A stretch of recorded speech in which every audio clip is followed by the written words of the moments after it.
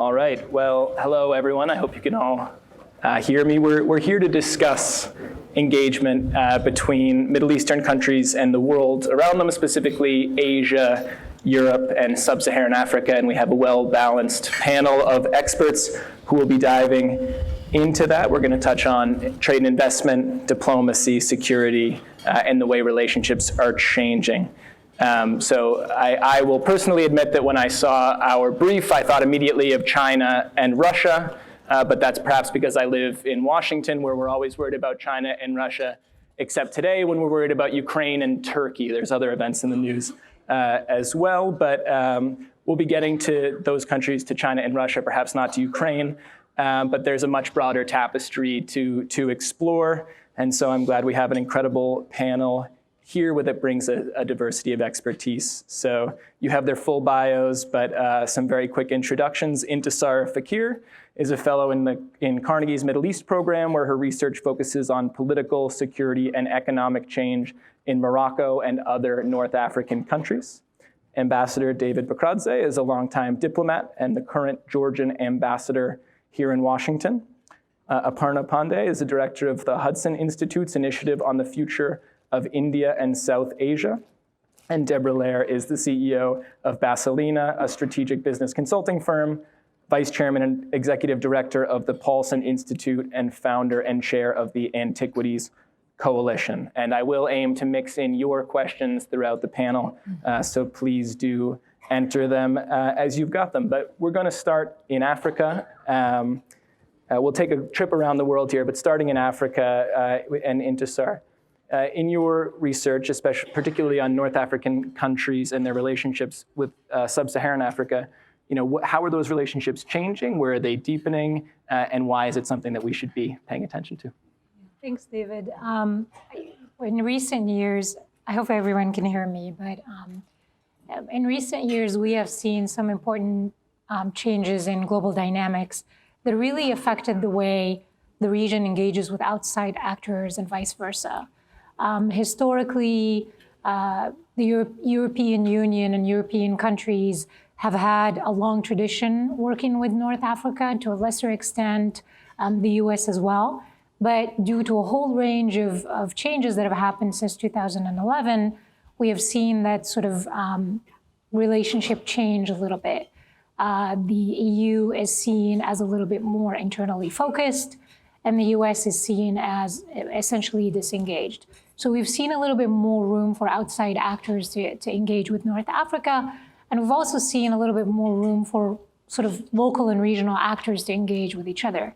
And what I wanted to do today is talk a little bit about Morocco and sort of its own kind of efforts to adapt to this new context, and how it's tried to use this opportunity to really increase its own profile and its reach across Africa.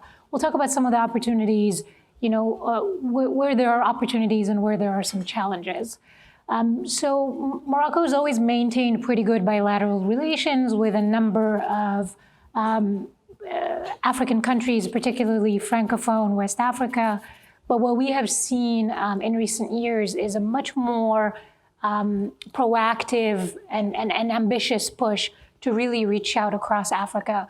And it's had different aspects. There is the diplomacy aspect of it, there's the security aspect of it, and then there's the economic aspect of it. And each one of these aspects really have important domestic implications as well. So in terms of diplomacy, we saw the king of Morocco touring much of Africa. I would say maybe starting around 2014 on to late 2016, when Morocco regained its seat in the African Union. It also was able to get a seat on the Peace and Security Council within the African Union. And there's also even a religious aspect to some of this, which is particularly, you see it particularly in terms of training imams and in terms of reviving some of the links between different Sufi orders. In terms of security, Morocco's role has been a little bit limited because Morocco does not have as big of a military as, say, other regional actors like Algeria. But even there, Morocco has tried to sort of leverage a more strategic role, either by increasing its training and logistical support for example, the G5 Sahel countries, or kind of functioning as a link between, say, US military and different African militaries. So that's on the security aspect. In terms of the economic aspect, we saw really a push in terms of key industries, trying to sort of leverage investment and trade relations. And one of the industries where we've seen a lot of that happen is the banking industry. So the banking industry, sort of also telecommunications industry, the insurance industry. And one thing to point out is that all of these industries are industries in which the king himself is invested, or either he owns some of these industries outright, or he owns significant parts of them. And to me, this is an indication of how much this is sort of directed and guided by him as well. So the banking sector, I think, is key there because there is not a lot of penetration by international banking institutions in sub-Saharan Africa, particularly Francophone West Africa. So the three major banks in Morocco have become very active in sub-Saharan Africa. The idea is to try to provide access to small and medium businesses and really try to kind of promote cross-country trade. And the IFC itself has essentially tried to invest in some of these initiatives as well to support what Morocco is trying to do. And parallel to that, we also see Morocco trying to position itself as a finance hub. In my mind, so that's something that started a little bit earlier in 2011 where you kind of heard the Casablanca Financial City initiative first announced. Construction on it started a little bit later. In my mind, this is one of the more kind of ambitious initiatives that Morocco is taking on.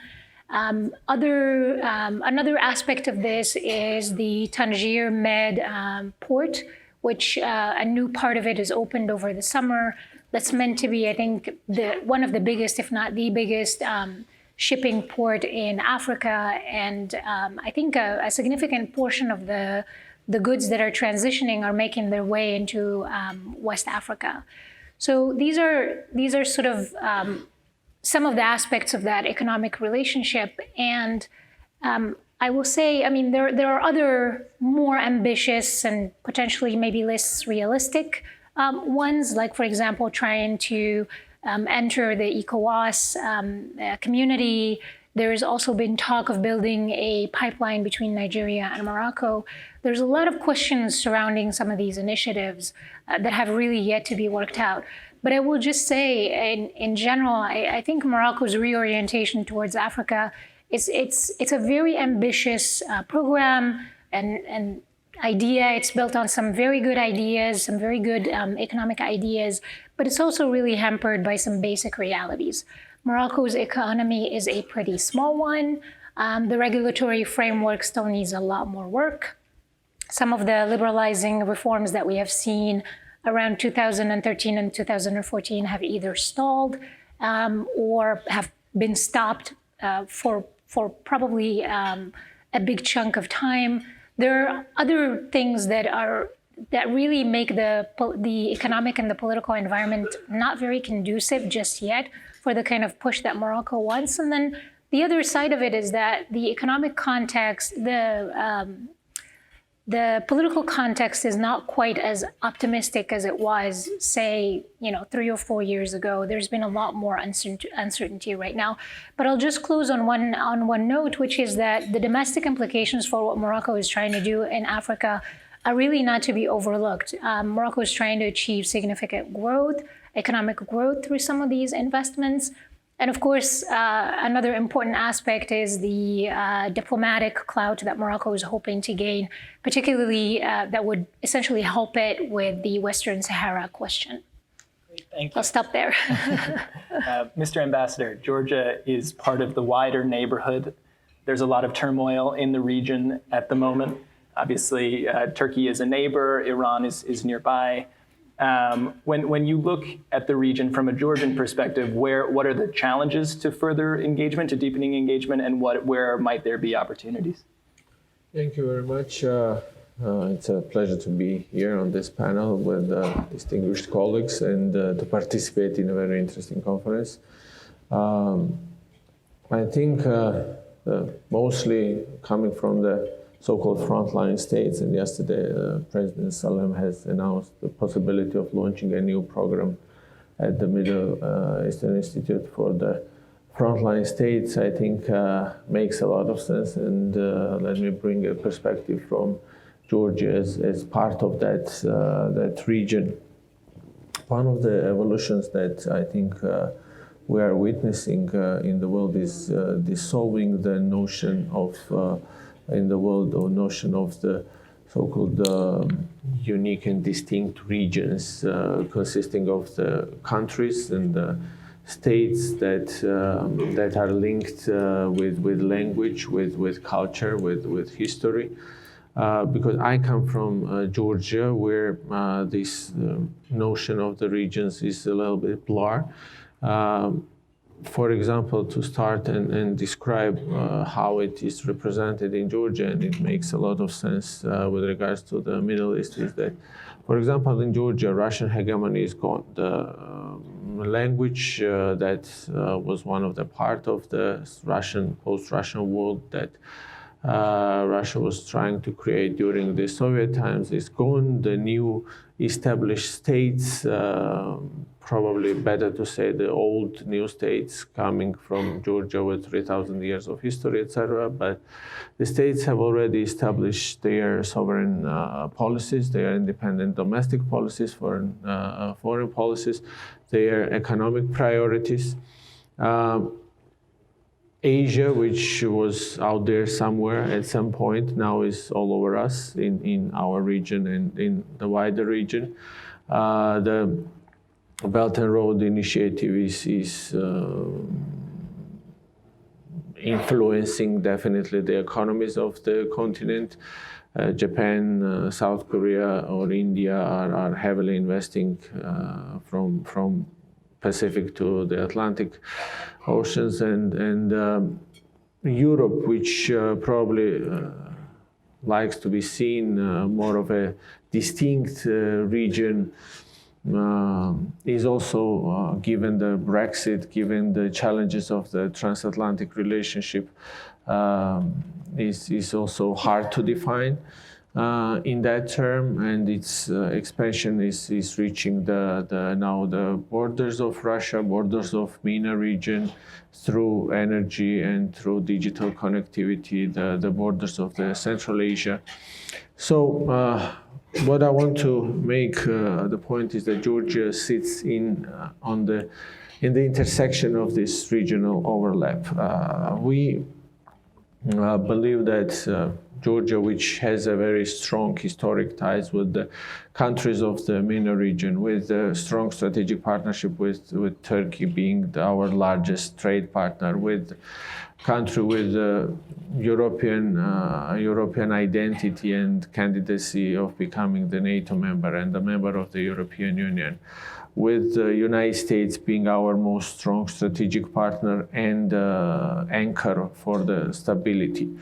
And the investments coming from the Middle Eastern region or from Asia into Georgia's economy is a good example of this intersection of the interests. And therefore, arguing for Georgia is that understanding of the role of Georgia as a hinge of this center of these large economies, of these large interests, is a good opportunity for the MENA region and its countries. I also want to say that Georgia is strongly contributing to the stability of this region, despite the challenges, despite the continuous occupation coming from our northern neighbor, Russian Federation. Georgia is a strong believer in the peaceful conflict resolution and strong participant of the strong believer and committed to the dialogue. Georgia stands on the eastern as an eastern anchor and flank of any imaginable Black Sea security architecture in the future. With this, when we look at the Eurasia continent, where I believe all the all the parts are moving, all the pieces of puzzle are moving. None of the places are static on the Eurasian continent. Probably the space between the oceans of Arctic and Indian or Pacific and Atlantic is the most dynamic in the world, except maybe today the developments in the hill may overlap that. But in this dynamism, I think that the openness and potential that this relationship with the frontline states, including Georgia, can provide for the region in the sense of stability, political connectivity, and economic potential is immense, given the understanding and the knowledge, history, given our history and geography of the main and big players of the region, which is Russia, Turkey, Iran, gives us this opportunity to cooperate more with the region and open this opportunity for the countries of the MENA region. Great, thank you. We're going to move to Asia now. Aparna, I want to ask you about relationships between India and countries in the Middle East. We've seen some deepening of ties there. If you could just go through why is that happening? What are the factors driving that? And where in particular is that influence being felt? Thank you, David. Good afternoon. I'd like to thank Middle East Institute for inviting me, and thrilled to be on a panel with distinguished colleagues. India's ties with the Middle East span historical, economic, diplomatic, and security dimensions. India has old civilizational ties with every country of the Middle East, actually ranging from the Gulf Arab states to Iran and even Israel, and has managed to balance its relations in a way that keeps its interests in mind. For India, the Middle East is a key source of remittances as well as energy and investment. India's largest diaspora is based in the Middle East. 8.5 million Indians send approximately 79 billion in remittances every year. 64% of India's oil imports are from the Middle East, primarily Iraq, Saudi Arabia, UAE, and Kuwait. And 52% of India's gas imports are from Qatar. In recent years, there has been an increase in investment from Middle Eastern countries, especially Saudi Arabia and the United Arab Emirates. February of this year, Saudi Arabia announced they would invest $100 billion in India. Saudi Aramco has recently purchased a stake in India's Reliance Oil for $15 billion. And the Abu Dhabi Investment Authority has announced it would invest $1 billion in India's infrastructure fund. There's also a deepening security relationship with joint military exercises, training, counterterrorism cooperation, security partnerships agreements between India, Oman, Saudi Arabia, UAE. The Middle Eastern countries look at India primarily not just as an importer of oil and gas and supplier of labor, but as a rising global player and a country that is a potential balancer to China. At a time when the United States appears to be withdrawing from the region, both militarily, but more importantly, the US is less dependent on Middle Eastern oil and gas, India is seen as a valuable partner. For India, the Middle East continues to form a vital part of its neighborhood. As I mentioned, critical source of energy, investment, and remittances. Further, the rise of China and the deepening partnerships China has made in Asia, India's immediate neighborhood, as well as the Middle East, have led Delhi to strengthen or revive its pre-existing relations with the countries. I'll stop there.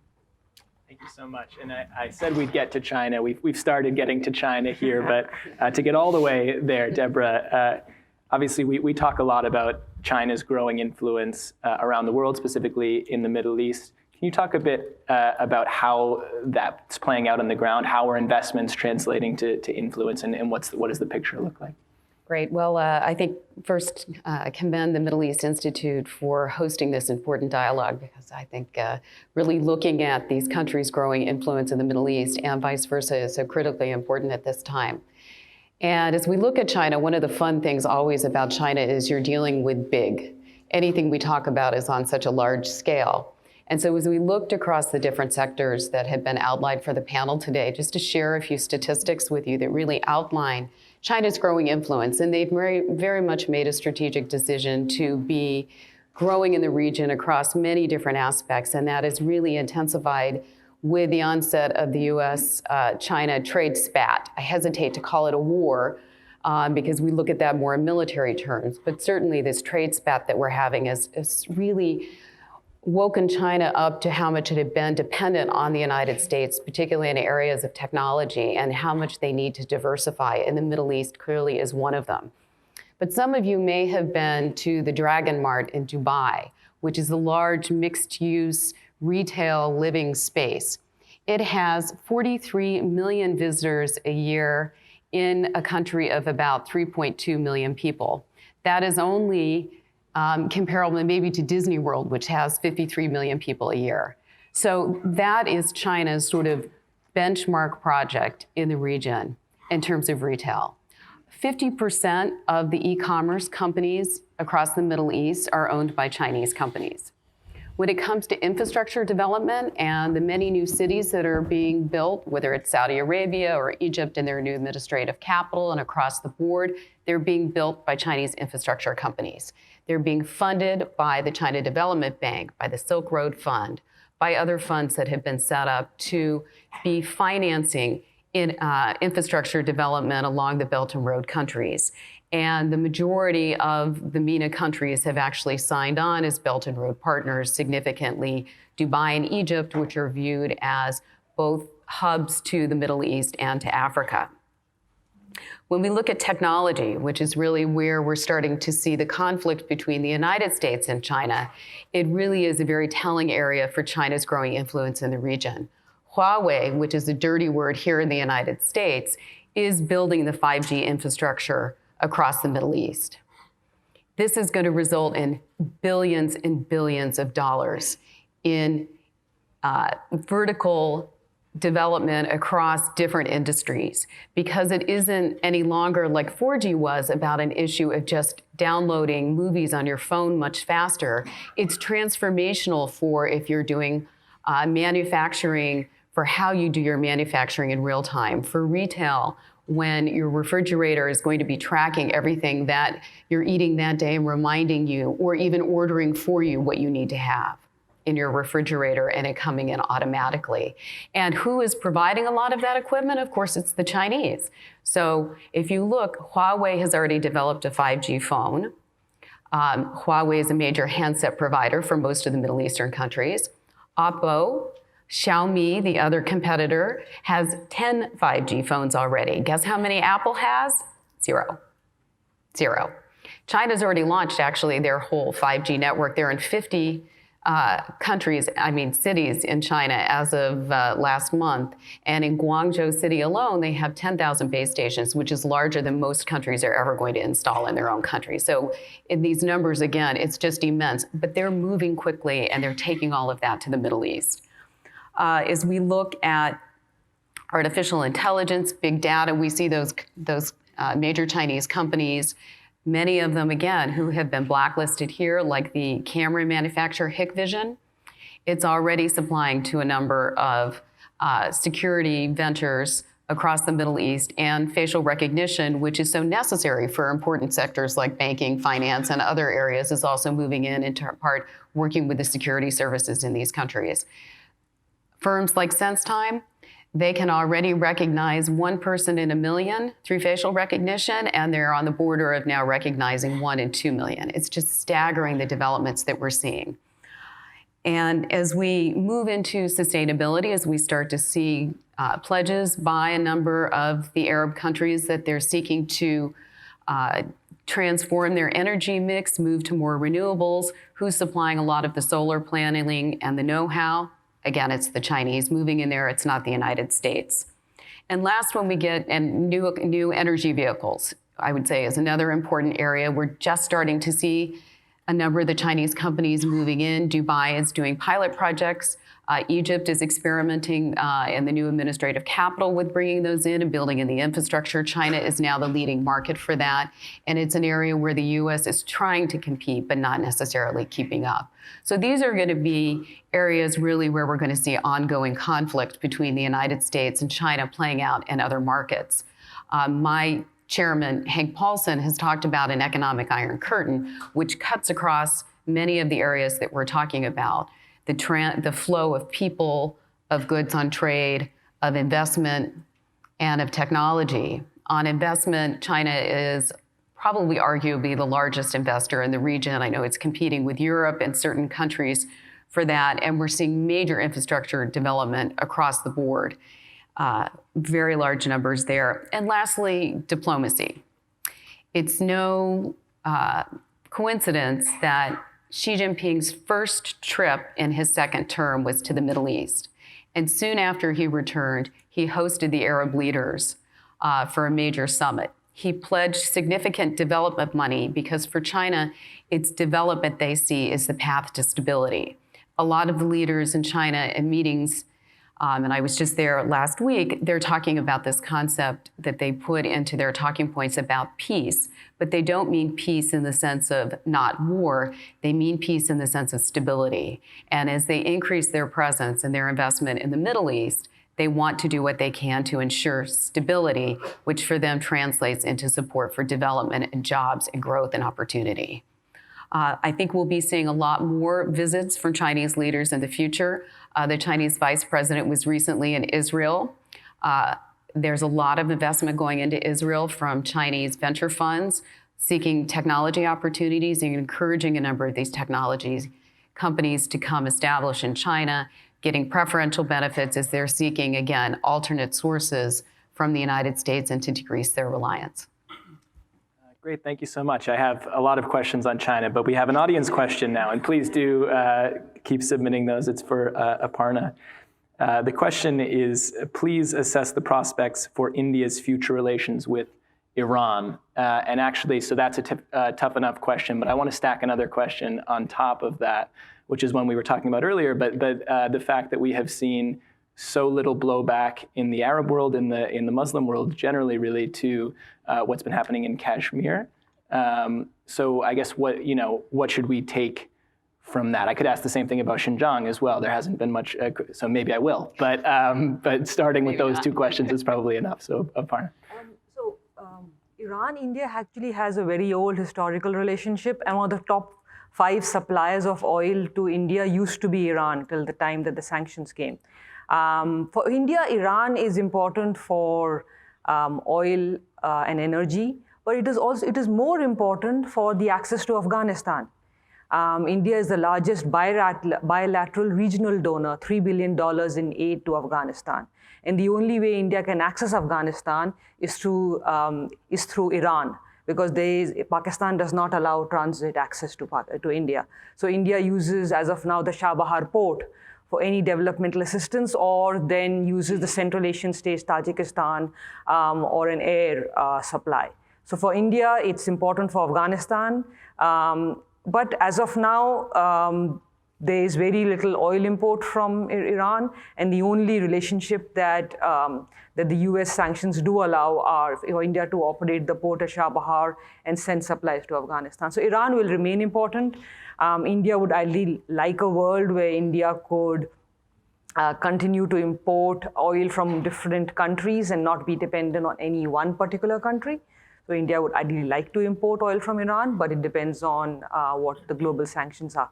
Kashmir, yes, India has actually benefited, and actually if you look at the entire Muslim world, Turkey and Malaysia are the only 2 countries which have actually criticized India or taken Pakistan's stance on Kashmir. Almost every other country has come on, the Muslim world has come on India's side.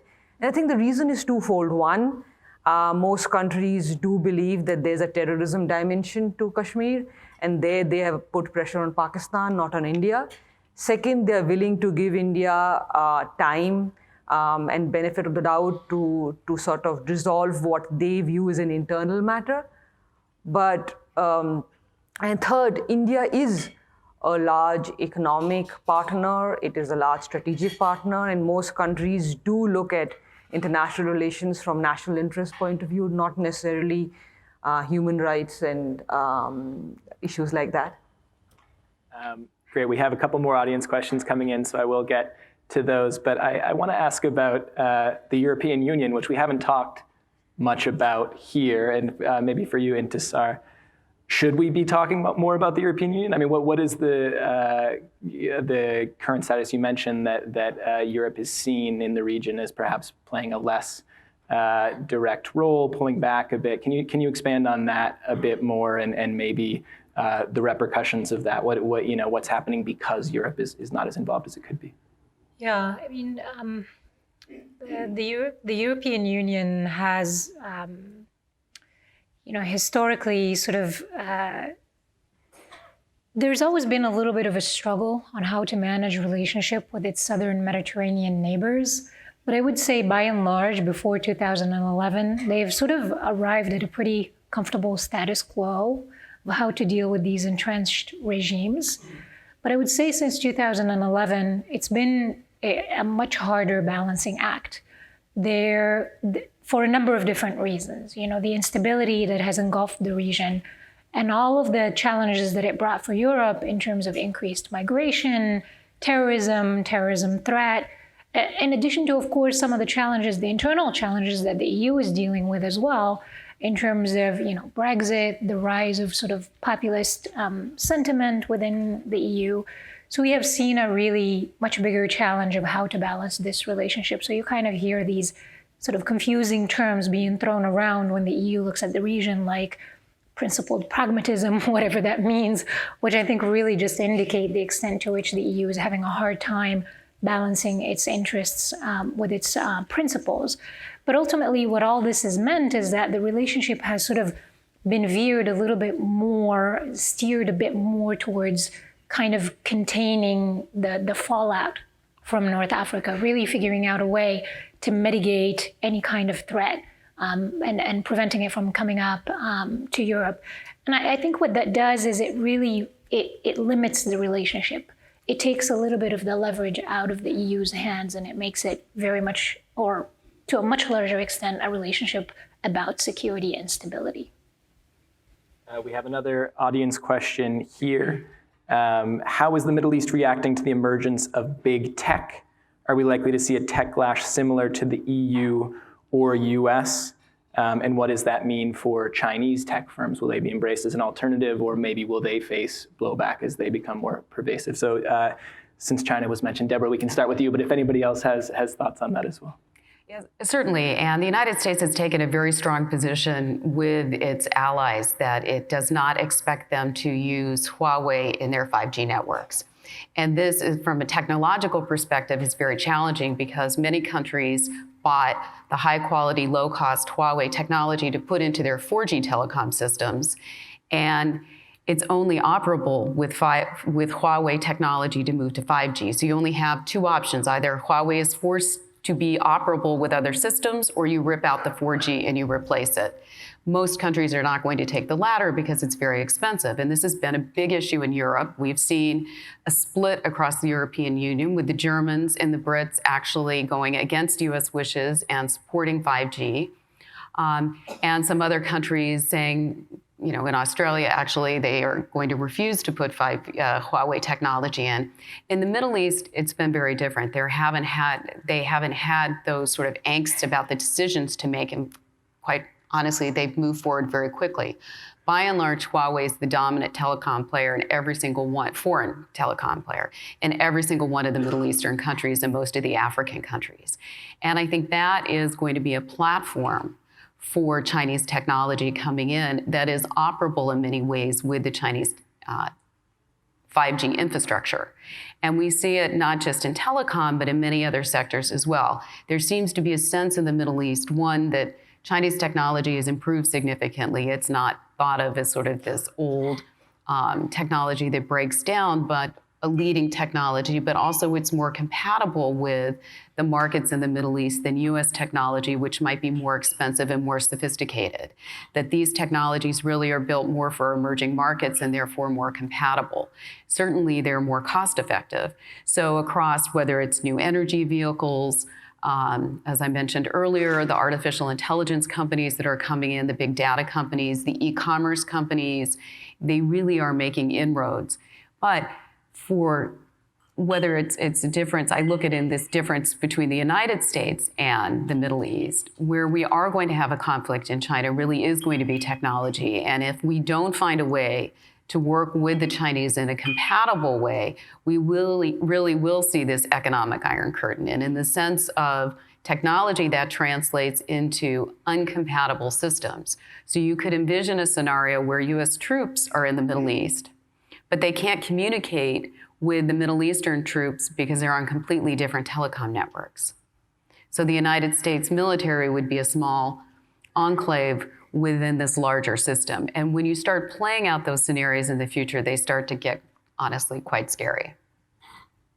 We have two more audience questions on China, but I'm going to try and combine those with one of my own, which is, one of the questions here is how does the fact that China has not been a colonial power influence its relations with Middle Eastern countries? And so to combine that with Russia and the United States as well, trying to take them all, right? So I guess, Ambassador Bakradze, maybe we can start with you on the question of Russia.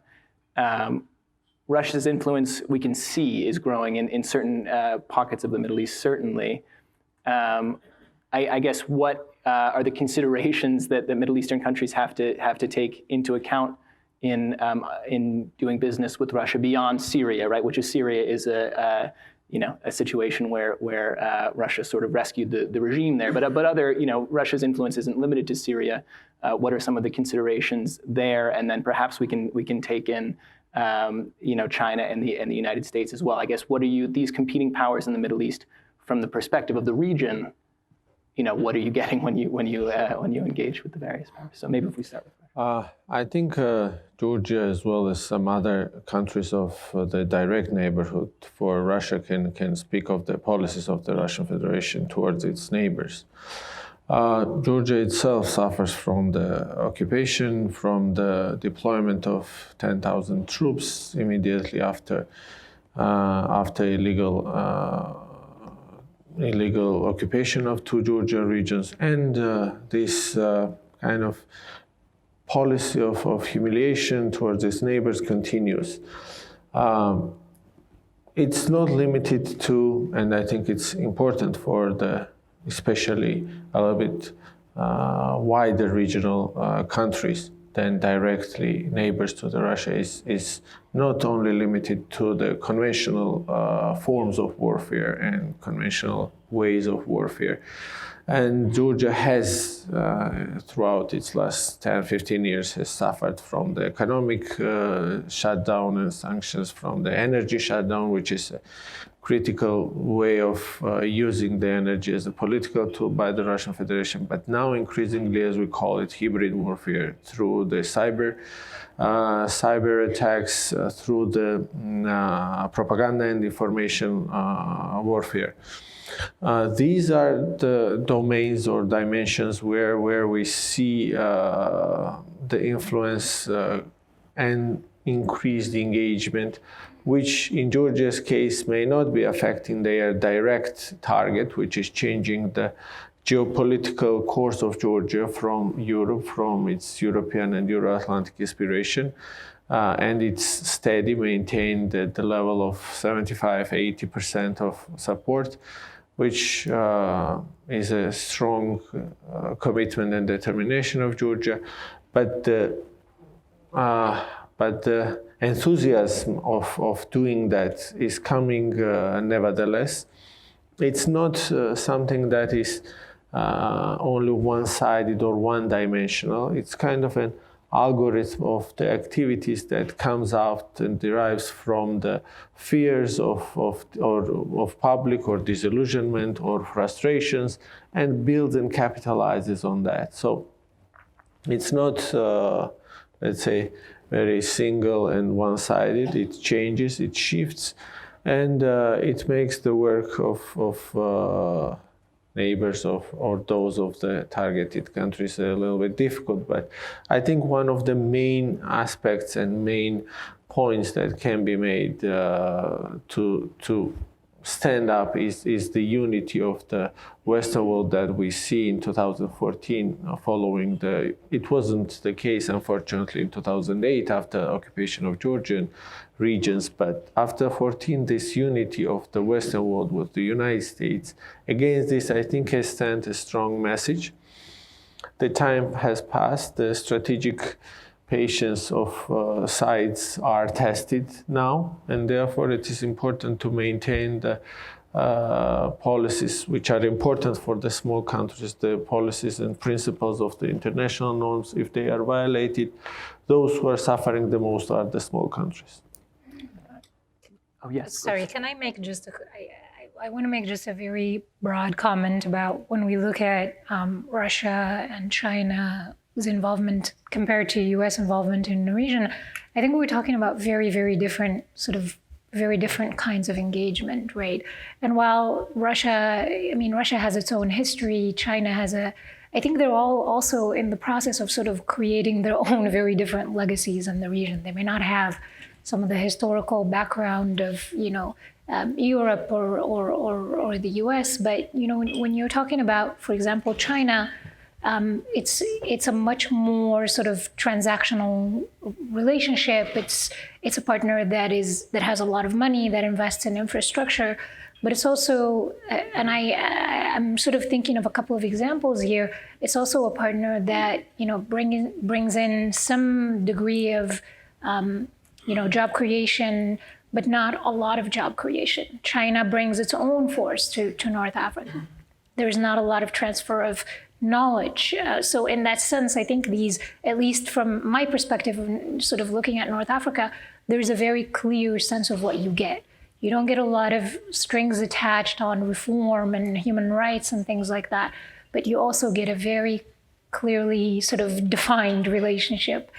And I think for Russia, it's a little bit different in that there is much more involvement in these kind of, there is a sense that that Russia is sort of trying to come in with very limited resources, but as much bang for the buck as there possibly can. So I don't know from the perspective of these countries, just kind of what we're really talking about. I wanted to sort of bring that up a little bit. Yeah, no, that makes perfect sense. And I guess if we stay on this general topic, how history and engagement and influence coincide or don't, I think it applies to India and it applies to China as well. Deborah, we did get another question on China and human rights too. So if we can just, how does China's human rights record influence its interactions with Middle Eastern countries, particularly in Xinjiang? So that's part of history and the present day, I suppose. But if we want to start with China and then Aparna, I'd love to have you jump in too. Sure.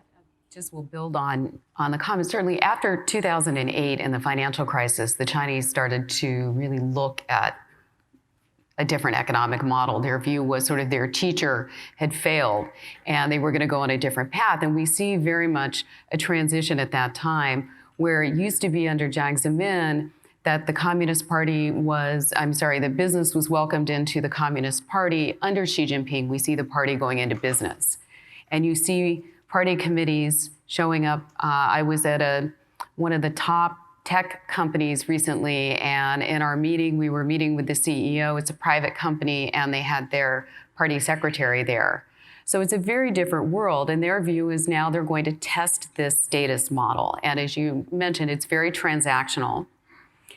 They're looking at what's best for their own interests, as many countries do, but the United States tends to take a very different perspective on that, and we have conflicting models. This model has a certain appeal in the Middle East, where it also is not necessarily built around democracy and human rights in the same way that we look at it in the United States. And so when the Chinese are going into these different markets, and sometimes they jokingly say with the United States, well, you got all the good guys and we get left with the bad guys, but they are dealing with people that the United States would not tend to be doing business with. And their standards for that, again, are very transactional. And what they're pushing for is very different. They're not pushing for economic reform except to the degree that it creates stability for China's own growth. That if there's a crisis in the Middle East, it's going to have an impact on their access to resources, on their ability to grow domestically and on global growth generally. And so they will do what they need to do to maintain that stability, not necessarily looking at what's in the interests of the region overall. Bob Zoellick had a term that has been very famous in the China world about China calling on China to be a responsible stakeholder in the international system, and they're not yet at that stage where they're willing to take on those burdens.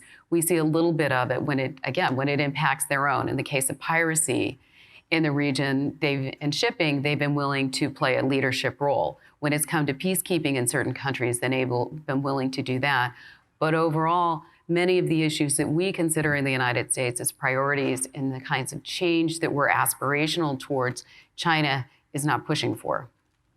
Aparna, you'll have the last word. We're unfortunately running up on time. So India actually has tried to basically scale up what it used to do. So in the colonial era, it was the British Indian Empire which was dominant in the Middle East area. Actually, almost till 1960, the Indian rupee used to be the currency in the Middle East. So India never had the economic or military potential to actually play a role. Now that it has, that's what it's desiring to do. Build on the development activities, build on democracy, build on economic investment, and ensure stability, because India has a very large diaspora there. 2 or 3 times it has had to evacuate its citizens from the Middle East. It does not want to do that. It wants a stable Middle East, which grows on its own, which is a strong economic partner. All right, that seems like a good place to end on, a stable Middle East. So thanks so much to the panelists. We covered a lot of ground, I think. I wish we had time to dig even deeper, but thank you all so much.